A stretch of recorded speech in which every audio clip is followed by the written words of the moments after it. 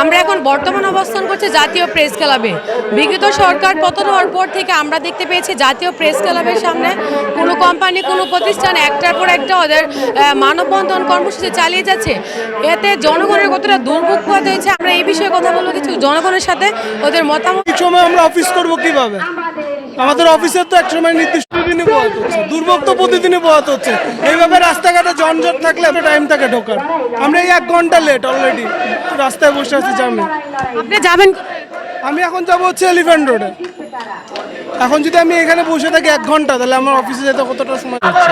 ওই রাস্তাতে আসলে হয়তো অনেক দূর থেকে জ্যাম আসতো।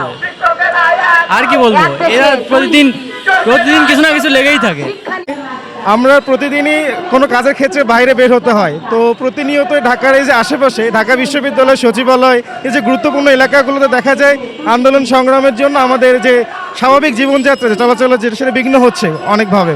সাথে এই যে সাউন্ড পলিউশন, অনেক মাইক বেজে তারপর বিভিন্ন দূরদূরান্ত থেকে লোকজন নিয়ে এসে রাস্তায় সমাগম করে রাস্তায় অবরোধ করে, এটা আসলে আমাদের জন্য জনদুর্ভোগ, আমাদের অনেক ভোগান্তি এবং কষ্ট হয়।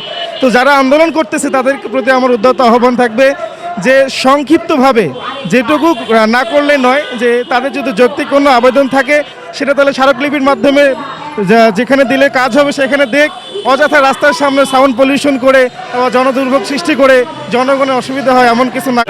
আমাদের অনেক সমস্যা ভোগাতে হচ্ছে, যে সব সময় আন্দোলন এই রাস্তায় সব সময় আন্দোলন। শান্তি চাই, দেশ শান্তি চাই। একটা নির্বাচন হলে শান্তি হয়ে যাবে গা। এই আন্দোলন নির্বাচন হলে শেষ। এই আন্দোলনের জন্য আপনাদের কতটুকু ঝামেলা পোহাইতে? আন্দোলন ভিতরে নাই, আন্দোলনের ভিতরে নাই। শান্তি চাই, দেশে শান্তি হোক, এটা চাই, আন্দোলন চাই না। কিছু যাত্রীদের সাথে কথা বলেছিলাম, ওদের একটাই কথা যে ওরা সুস্থ একটা রাষ্ট্র চায়, যে রাষ্ট্রে থাকবে না কোনো কোলাহল, থাকবে না কোনো খুন খারামি, থাকবে না কোনো ঝামেলা। ওরা বিশেষ করে ওরা একটা নিরাপদে একটা সড়ক চায়, আর যেখানে ওরা নিরাপদে বাড়ি ফিরতে পারবে, নিরাপদে ওরা যাতায়াত করতে পারবে, এতটুকুই ওদের চাই।